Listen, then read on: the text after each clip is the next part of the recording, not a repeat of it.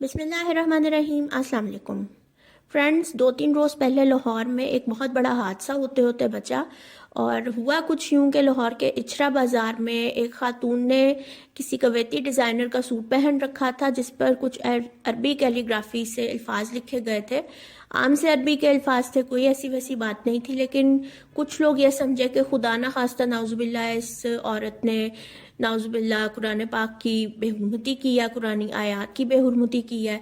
इस पर उन्होंने उस औरत को बुरा भला कहना शुरू कर दिया। फिर हस्बे साबक हस्बे मामूल एक मुश्तिल हजूम इकट्ठा हो गया और खुदा न खास्ता कोई बहुत बड़ा हादसा हो सकता था। लेकिन फिर बर वक्त पुलिस वहां पे पहुंच गई, उन्होंने उस औरत को रेस्क्यू कर लिया। किसी जमात के आलिम भी वहां पे पहुंच गए, उन्होंने भी लोगों को पुरसुकून किया और समझाया कि ये आम से अरबी के अल्फाज हैं, कोई ऐसी वैसी बात नहीं है।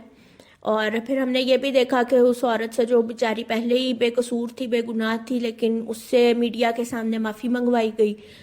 तो दोस्तों, इस सारे वाक़े से हमारी 3 कमज़ोरियाँ बहुत ज़्यादा खुलकर सामने आती हैं। मतलब ये वो कमज़ोरियाँ जो किसी कैंसर की तरह हमारे मुल्क को बर्बाद कर चुकी हैं। नंबर 1 बदगुमानी, नंबर 2 मजहबी जुनूनियत और शिद्दत पसंदी, और नंबर 3 जो सबसे बड़ा हमारा मसला है और बुनियादी मसला है वो है जहालत। तो दोस्तों, बदगुमानी, इससे तो अल्लाह ताला ने खुद हुक्म दिया है अपनी इतनी मुकद्दस किताब में, कुरान हकीम में, कि बदगुमानी से बचो। लेकिन अफसोस कि ये हमारा एक अमूमी रवैया बन चुका है हमारे पूरे मुआशरे का, कि हम मिनटों में, सेकंड्स में, बल्कि लम्हों में किसी दूसरे के खिलाफ झट से बुरे गुमान पाल लेते हैं। हम लोग किसी भी बात का स्याको सबाक जाने बगैर हम एक नतीजा अखज़ कर लेते हैं। हम कहते हैं कि नहीं भाई, अब इसने ये बात की या इसने ये काम किया तो इसका यही एक मकसद हो सकता है, इसका मकसद नुकसान पहुंचाना ही हो सकता है। ना हम उसकी तहकीक करने की कोशिश करते हैं, ना हम अगले को वजाहत देने की मोहलत देते हैं। कोई हम मतलब कि किसी किस्म के हम इंटरेस्ट नहीं लेते, दिलचस्पी नहीं लेते कि हम इस बात की गहराई तो जाने। हमने एक अपने जहन में नेगेटिविटी पालनी है, हमने बुरा गुमान पालना है और हमने उसके ऊपर कायम रहना है। ये हमारा बहुत, और ये मतलब कि ऐसी बुराइयां और ऐसा कर्स है जो फिर आगे मजीद कई बुराइयों को जन्म देता है। अब इस वाक़े में भी यही हुआ ना, एक ने मिसअंडरस्टैंड किया, बुरा गुमान किया, उसने दूसरे से कहा, दूसरे ने तीसरे से कहा, ना उन्होंने उस औरत से पूछा, ना उन्होंने कोई वजाहत मांगी, ना उसे मोहलत दी कि वो बेचारी कुछ कह सके अपनी सफाई में। बस उन्होंने कहा नहीं जी नहीं, इसने तो बस पता नहीं कौन से तौहीन नाउजुबिल्ला कर दिया और ये तो बस सब वाजिबुल कत्ल है। तो शुक्र है कि कोई बच्चा तो हो गई, वरना तो पता नहीं फिर एक हमारे मुल्क के जो रिकॉर्ड में एक और इस किस्म का हादसा लिखा जाता जैसे पहले है। और दूसरी चीज़ दोस्तों, जिसकी वजह से मैं समझती हूँ कि पाकिस्तान को इतना नुकसान पहुँच चुका है, और पिछले कुछ अरसे में कई वाक़यात ऊपर तले ऐसे हुए हैं जिन्होंने लिटरली पाकिस्तान की जो रेपुटेशन, जो पहले ही कोई अच्छी नहीं है बाहर की दुनिया की नज़र में, उन्होंने बिल्कुल ही गोया सिफर कर दी, और वो है हमारी मजहबी जुनूनियत और शिद्दत पसंदी। तो ये तो दोस्तों आजकल कोई बात रह ही नहीं गई। किसी के ऊपर तौहीन का इल्ज़ाम लगाना, तौबा इस्तग़फ़ार, आजकल शायद सबसे ज़्यादा आसान काम है।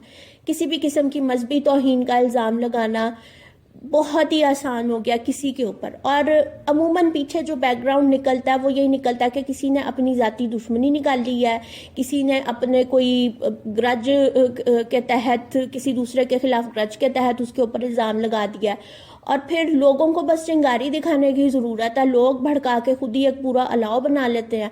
बस ज़रा सी कहने की ज़रूरत है, वहीं बात के ना कोई तहकीक करनी, ना कोई बैकग्राउंड जानना, ना रिसर्च करने की कोशिश करनी कि ये बात वाकई सही है, सच है, कंफर्म कर ले। हम कंफर्म तो करना ही नहीं है ना कि इस बंदे ने वाकई ये बात कही है कि नहीं कही, या इसने वाकई कोई ऐसी जो इसके ऊपर इल्ज़ाम लग रहा है वो सच है कि नहीं सच। एक हजूम इकट्ठा हो जाता है बदमाशों का, दरिंदों का, और फिर बस उस बंदे का अल्लाह ही मालिक है, उसका तो वो हशर होता है। हमने कई ऐसे वाक़यात देखे हैं, मैं इतने दर्दनाक वाक़यात हुए हैं कि मैं उन्हें रिपीट भी करना नहीं चाहूँगी। और सबसे ज़्यादा अफसोस की बात यह है कि जब बाद में इन तमाम वाक़यात की तहकीक होती है तो 100% ये खुलता है कि वो तमाम लोग बेचारे मजलूम थे, वो तमाम लोग बेगुनाह थे। لیکن دوستو اس سے بھی زیادہ تکلیف دہ بات یہ ہے کہ جو لوگ پھر ان واقعات کے ذمہ دار ہوتے ہیں، جنہوں نے بسم اللہ کی ہوتی ہے ایک طرح سے ان واقعات کی، جنہوں نے الزام تراشی کی ہوتی ہے، شروع کیا ہوتا ہے، کبھی ہم نے نہیں سنا کہ قانون نے ان لوگوں کے اوپر ہاتھ ڈالا ہے۔ بعض اوقات کچھ مطلب کہ جو ہمارے ملک کے بڑے طاقتور جو شرپسند عناصر ہیں، وہ بھی اس طرح کے واقعات میں ملوث ہوتے ہیں اپنی کسی نہ کسی شرپسندی کی وجہ سے۔ مطلب ہم لوگ دیکھتے ہی رہ جاتے ہیں، ہم لوگ سوچتے ہی رہ جاتے ہیں جو عام عوام ہے کہ ہاں ان لوگوں کے اوپر ہاتھ ڈالا جائے گا جنہوں نے کسی مظلوم آدمی کو اس طرح مطلب کہ سزا دی یا نہ حق اس کو بے گناہ قتل کیا اس کا، اور اتنا بڑا الزام لگا کے اس کو قتل کیا گیا، تو اب یقیناً جو اس کے ذمہ دار ہیں ان کو قانون گرفت میں لے گا۔ لیکن قانون ایسے معاملات میں بالکل چپ ہے، آج تک ہم نے نہیں دیکھا کہ ان لوگوں پہ ہاتھ ڈالا گیا۔ اب یہ سری لنکن جو سٹیزن کے ساتھ ہوا، اب اس نے اگر غلطی کر بھی دی تھی تو اس کا بہرحال یہ اس کو جو خمیازہ اس کو بھگتنا پڑا، بہرحال اس کا قصور اتنا بڑا نہیں تھا۔ اگر اتنی ہی آپ کے نزدیک اس نے توہین کر دی تھی تو وہ ایک غیر مسلم تھا، اس کو ڈانٹ ڈپٹ کر دیتے، چلیں 2 تھپڑ بھی لگا دیتے اس کو، لیکن مطلب اس کے ساتھ سختی سے پیش آتے۔ لیکن جو سلوک کیا گیا، مطلب لٹرلی اس انسان کے جسم کی ایک ہڈی توڑ دی اور اس کو زندہ جلا دیا۔ لیکن پھر ہم نے دیکھا کہ گرفتاریاں بھی ہوئیں، سب کچھ ہوا، لیکن میرے علم میں تو کم از کم نہیں ہے کہ ان لوگوں کے خلاف کوئی کارروائی مزید کی گئی اور انہیں پھانسیوں پہ لٹکایا گیا، یا جو مین بن رہے تھے ذمہ دار جنہوں نے یہ مطلب چنگاری بھڑکائی مینلی، ان کے خلاف کوئی کارروائی ہوئی ہے۔ تو یہ اتنے سینسیٹیو معاملات ہو گئے ہیں، اور اس کو تو مذہبی جنونیت کو تو باقاعدہ ایک کسی ایجنڈے کے تحت ہمارے ملک میں پھیلایا گیا۔ پہلے فرقہ واریت کو ہوا دی گئی ہے، اس سے بڑھتے بڑھتے اب یہ مذہبی جنونیت اور شدت پسندی بن گئی ہے، اور جہاں ملک کا ایک مطلب بلکہ میں کہوں گی کہ 70% لوگ ایسے واقعات کے خلاف ہوتے ہیں، آواز اٹھا رہے ہوتے ہیں، اور جو بیچارے وکٹم بنے ہوتے ہیں ایسے واقعات کے، بے قصور لوگ ان کے حق میں بول رہے ہوتے ہیں، وہاں انفارچونیٹلی 20-30% ابھی بھی ایسے ہیں جو ان لوگوں کو سپورٹ کر رہے ہوتے ہیں جنہوں نے اس واقعے میں حصہ لیا ہوتا ہے، اور کیا مطلب کہ ان کے حق میں بڑے نعرے مار رہے ہوتے ہیں، جی حرمت رسول کے پاسبان، حرمت اسلام کے پاسبان، یہ سوچے سمجھے بغیر کہ یہی سب سے بڑے دشمن ہیں نعوذ باللہ حرمت رسول کے اور حرمت اسلام کے۔ تو یہ پتہ نہیں اب اللہ ہی ہمارا وارث ہے کہ اس طرح کے واقعات کو کیسے قابو میں کیا جائے۔ اور دوستو تیسرا اور سب سے بنیادی اور سب سے بڑا مسئلہ جو ہے ہمارا جہالت، اور اسی جہالت کی بنیاد پہ ہم لوگ اپنے ملک کا بالکل مطلب کہ بیڑا غرق کر چکے ہیں۔ جہالت یہ تو فخریہ ہم جیسے نسل در نسل لے کے چل رہے ہیں، جہالت ایسے ہمارے ملک میں بجائے کم ہونے کے اویئرنیس کا ٹائم آتا جا رہا ہے، اور مزید ہم ڈمب ہوتے جا رہے ہیں، ہماری جو نسلیں آگے آ رہی ہیں وہ مزید ڈمب سے ڈمب ہوتی جا رہی ہیں۔ مجھے سمجھ نہیں آ رہی کہ بجائے ترقی کرنے کے، بجائے کچھ اچھا اپنے دماغ میں کوئی ڈیولپنگ خیالات لانے کے، ہم لوگ مزید جہالت کی طرف بڑھ رہے ہیں، اور ہم بڑے فخریہ ان جاہلانہ رسومات کو اپنے سینے سے لگا کے نسل در نسل ہم چلتے آ رہے ہیں۔ ہم نے بالکل کوشش نہیں کی کہ ہم ان جاہلانہ روایات کو چھوڑ دیں، یا ہم ان جاہلانہ باتوں سے ہم نکل آئیں۔ اب مطلب پڑھنے لکھنے کا خالی یہ کتابیں پڑھنے سے نہیں کوئی پڑھ لکھ جاتا، بندے کے دماغ کو بھی مطلب شعور ملنا چاہیے۔ اور پھر یہ بھی میں کہوں گی کہ جہالت ایک تو چلو جہالت تھی بھی ٹھیک ہے، جب پاکستان بنا اتنی تعلیم نہیں تھی، پھر بھی مطلب شعور بہت زیادہ نہیں تھا اس دور میں، تھوڑا بہت یہ بھی نہیں تھا کہ بالکل ہی جاہل تھے لوگ، لیکن پھر جو مطلب کہ کوشش سے اس جہالت کو جو تھوڑا بہت اس وقت شعور تھا اس کو دبایا گیا، اور کوشش سے اس جہالت کو بڑھایا گیا کہ کسی طرح یہ قوم کہیں آگے نکل نہ جائے، کسی طرح یہ پڑھ لکھ نہ جائے۔ اسی لیے تو کوئی باشعور کوئی اچھا لیڈر آنے نہیں دیا گیا۔ جو کوئی اچھا لیڈر آتا ہے، کوئی باشعور لیڈر آتا ہے جو قوم کو شعور دیتا ہے، اس کو وہ کر دیتے ہیں، پرے ہٹا دیتے ہیں، اس کو کسی نہ کسی طرح نکال باہر کرتے ہیں۔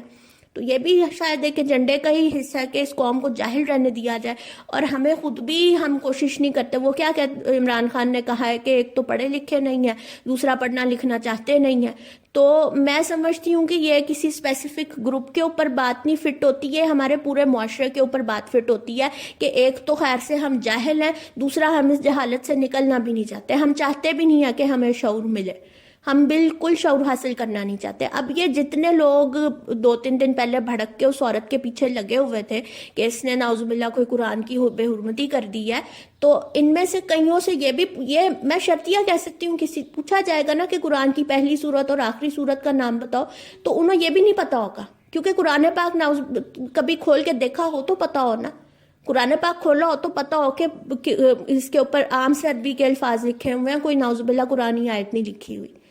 اور اتنے ہی آپ لوگ اگر جنونی، آپ کے مذہبی جذبات اتنے بھڑک رہے ہیں اور اتنا جنون چڑھا ہوا ہے آپ کے سر پہ، تو پھر جا کے جہاں جنون دکھانا چاہیے وہاں دکھائیں نا. جا کے جہاد کریں فلسطین میں، اپنے طور پہ چلیں، حکومت نے آپ کو سپورٹ نہیں کرنا، اپنے طور پہ ہتھیار اٹھائیں اور جا کے جہاد کریں کشمیر میں اور فلسطین میں. اور کچھ نہیں تو جو ہمارے ایوانوں تک کئی شرپسند پہنچ گئے ہیں، جو آئے روز مذہبی ہمارے اسلامی قوانین کے ساتھ چھیڑخانی کر رہے ہیں، ان کا گریبان پکڑے جا کے. اتنے اگر آپ جرت والے ہیں اور اتنے آپ کے اگر اسلام کے اتنے آپ مجاہد بن رہے ہیں اور آپ اتنے حرمت اسلام کے پاسبان ہیں، تو جا کے ذرا جہاں صحیح ہاتھ ڈالنا چاہیے ان کو ہاتھ ڈالیں نا. عام لوگوں سے کیوں لڑتے پھرتے ہیں؟ عام لوگوں کو کیوں مارتے پھرتے ہیں؟ جب ان سے پوچھا جائے کہ کبھی قرآن کھول کے دیکھا، ان سے پوچھا جائے سورت فاتحہ کا کیا نمبر ہے قرآن پاک میں، سورت بقر کون سی آیت ہے قرآن کی، آیت کہہ رہی ہوں سوری سورت ہے، آیت الکرسی کس سورت میں ہے، انہیں کچھ نہیں پتا ہوگا کیونکہ جاہل ہیں، کبھی قرآن پاک بھی صحیح سے کھول کے نہیں پڑھا. اسٹڈی تو ایسے جیسے ہمارے قوم میں مطلب کہ ہے ہی نہیں کہ اسٹڈی کریں، کوئی ریسرچ کریں، کچھ پڑھیں. ہمارے قوم کا مزاج ہی نہیں ہے پڑھنا. ہم نے بس بیہودہ ڈرامے دیکھنے میں اپنا ٹائم ضائع کرنا ہے، بیہودہ ولاگز دیکھنے میں اپنا ٹائم ضائع کرنا ہے. یہ ہماری زندگی کا مقصد ہے، پیسہ کمانا ہے، پیسے کے پیچھے جنونی ہوئے ہیں. جا کے دیکھیں فلسطینی وہ کس طرح روز کی بنیاد پہ ہزاروں شہید ہو رہے ہیں، پھر بھی کہہ رہے ہیں ہم نے اللہ کا یہ سرزمین ہماری ہے. ہمارے جیسی قوم ہوتی آدھی سے زیادہ نے تو ویسے ہی بھاگا نہ تھا وہاں سے کہ تم لوگ جانو تمہاری زمین جانے، ہم تو نکل رہے ہیں یہاں سے.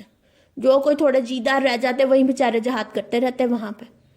تو یہ تو ہمارا حال ہو چکا ہے. تو آپ کس منہ سے کہتے ہیں کہ آپ بڑے کوئی اسلام کے کوئی بڑے محافظ بنتے ہیں؟ کیا کہتے ہیں آپ اپنے آپ کو، کیا سمجھتے ہیں؟ کبھی قرآن کھول کے دیکھا ہو تو پتا ہونا کہ قرآنی آیات کا کیا مطلب، کس طریقے سے قرآنی آیات لکھی ہوئی ہیں، کیونکہ قرآن پاک کی گرامر تھوڑی سی مختلف ہے عربی زبان کی نسبت. اس پوائنٹ پہ میں دوستو اپنی خواتین بہنوں سے بھی ریکویسٹ کروں گی کہ ہر چیز بطور فیشن اپنانا ضروری نہیں ہے. آپ ہمارا ایک جو ڈریسنگ کلچر ہے پاکستان کا اپنا بہت خوبصورت ہے اور بڑے بڑے خوبصورت ڈیزائنز موجود ہیں. تو ایسے ان یوزول اور جو سینسٹیو قسم کے تھوڑے ڈریسز ہوتے ہیں ان کو پہن کے آپ بازاروں میں نہ پھریں. آپ اپنے گھر میں پہن لیں، اپنا شوق پورا کریں، لیکن عام بازاروں میں اس قسم کے سینسٹیو کپڑے پہن کے آنے کی ضرورت نہیں ہے. اور بہرحال ہم خواتین کو بھی، کیونکہ جس معاشرے میں ہم بیٹھے ہوئے ہیں ہمیں یہ خیال کرنا پڑنا ہے، اپنے آپ کو خود ہمیں محفوظ کرنے کی ضرورت ہے. باہر تو بھیڑیے بیٹھے ہوئے ہیں. میں ایک اور پوائنٹ پہ پھر بات کروں گی کہ جتنے لوگ کل بھڑک کے اس عورت پہ جو 2-3 دن پہلے واقعہ ہوا ہے اس عورت کے پیچھے لگے ہوئے تھے، کبھی جس قرآن کے محافظ آپ بن رہے ہیں، اللہ تعالیٰ نے خود اس کتاب کی حفاظت کا ذمہ لیا، لیکن چلیں آپ بڑے خدائی فوجدار بن رہے ہیں تو کبھی قرآن کھول کے دیکھا کہ اللہ تعالیٰ نے کیا حکم دیا ہوا خواتین کے بارے میں، کہ کس طرح کیا سلوک ہونا چاہیے خواتین کے ساتھ تم لوگوں کا؟ کبھی یہ کھول کے دیکھا ہے آپ نے قرآن؟ اللہ تعالیٰ نے تو پہلے پوائنٹ پہ مردوں کو حکم دیا کہ اپنی نظریں نیچی کرو. آپ لوگوں نے اتنی نظریں پھاڑ پھاڑ کے دیکھا اس عورت کو تو آپ کو پتا چلا نا کہ اس نے کس طرح کے کپڑے پہنے ہوئے ہیں. بائی چانس چلیں آپ کی نظر پڑ گئی، آپ کو غلط فہمی ہو گئی، آپ ایک دفعہ جا کے پوچھ لیں اس عورت سے، خاتون آپ نے کیا پہنا ہوا ہے، ہمیں غلط فہمی، یا کسی اور اپنے قریبی عورت ہے اس سے کہہ دیں کہ آپ ذرا یہ پوچھیں ان خاتون سے انہوں نے کس طرح کا لباس پہنا ہوا ہے. آپ جناب چل پڑے ہیں کسی خاتون کے پیچھے ڈنڈا اٹھا کے کہ بس جی ہم نے تو اس کو اب اللہ معاف کرے مار دینا جان سے، اس نے تو کون سی بے حرمتی کر دی ہے. تو جس کتاب کے اور جس دین کے آپ محافظ بن رہے ہیں، کبھی اس دین کے بارے میں تحقیق کریں کہ اللہ تعالیٰ نے وہ اس دین کو کس طرح اتارا ہے، اس کتاب میں اللہ نے کیا احکامات دیے ہیں، کیا ہے اس کتاب میں. یہ کچھ نہیں ہے جو آپ کچھ سمجھ کے بیٹھے ہوئے ہیں. تو خدارا ذرا اپنے دماغ اور آنکھیں کھولیں، اور ہمیں اب اپنے آپ کو سدھارنے کی ضرورت ہے. بالکل ہم اللہ کے عذاب کو بالکل دعوت دینے کے در پہ ہوئے ہیں کہ اللہ ہم پہ کسی طرح عذاب مسلط کر دے. جو ہماری حرکتیں ہیں اگر ہم لوگ بڑے کوئی اس خوش گمانی میں مبتلا ہے نا کہ اللہ نے ہماری قوم سے غزوہ ہند کروانی ہے اور ہماری قوم تو بڑی عظیم قوم ہے جنہوں نے جا کے امام مہدی کے ساتھ جنگیں لڑنی ہیں، تو آپ اس غلط فہمی سے یا خوش فہمی سے اپنے آپ کو نکال لیں، وہ ہماری نسل نہیں ہوگی، ہمیں شاید اللہ ختم کر دے، ہماری جگہ کسی اور کو لے آئے۔ یہ تو قرآن پاک میں موجود ہے کہ جب مطلب کہ حد سے زیادہ ایک قوم ہو جاتی ہے، مطلب کہ اللہ تعالیٰ کی نافرمان ہو جاتی ہے، تو اللہ تعالیٰ اس قوم کو ختم کر دیتا ہے اور دوسری قوم اس کی جگہ لے آتا ہے۔ تو خطہ شاید یہی رہے لیکن ہماری جگہ کوئی اور آ جائے جنہوں نے یہ جنگ لڑنی ہو، جنہوں نے حضرت امام مہدی کا ساتھ دینا ہو۔ تو اپنے آپ کو سدھاریں اگر آپ لوگ یہ چاہتے ہیں کہ ہم غزوہ ہند میں حصے دار بنیں، ہماری نسلیں غزوہ ہند میں لڑے جا کے، یا ہم امام مہدی کے ساتھ جا کے جہاد میں شریک ہوں، حضرت عیسیٰ علیہ السلام کے ساتھ ہماری نسلیں جا کے جنگوں میں لڑے، اور آخری جو سب سے مقدس ایک جنگ ہونی ہے آرمیگیڈن، اس میں ہماری نسلیں لڑیں جا کے، تو اپنے آپ کو سدھاریں۔ اس نسل کے ساتھ جو ہمارے طور طریقے ہیں، ان کے ساتھ اللہ ہمیں کسی جہاد میں نہیں شریک کرے گا۔ تو خدا را اپنے آپ کو سدھاریں اور اپنے آپ کی تصحیح کریں، اپنے آپ کو باعمل مسلمان بنانے کی کوشش کریں۔ ہمارا عمل بالکل برباد ہو چکا ہے بطور مسلمان۔ تو میں نے یہی کہنا ہے، اور اللہ تعالیٰ ہم سب کو ہدایت دے، اللہ تعالیٰ ہم سب کو سیدھے راستے پہ چلائے اور باعمل مسلمان بنائے۔ آپ سب کا اس سلسلے میں کیا کہنا ہے، اس سلسلے میں بھی اپنی رائے کا اظہار ضرور کیجیے گا، اور میری ویڈیو کو پلیز دوسرے لوگوں تک بھی ضرور پہنچائیے گا، اور ویڈیو پسند آئی ہو تو لائک بھی کیجیے گا، چینل کو بھی سبسکرائب کرنا نہ بھولیے گا، اور بیل آئیکن کو ضرور پریس کیجیے گا۔ انشاءاللہ تعالیٰ اگلی ویڈیو میں پھر ملاقات ہوگی، تب تک کے لیے اللہ حافظ۔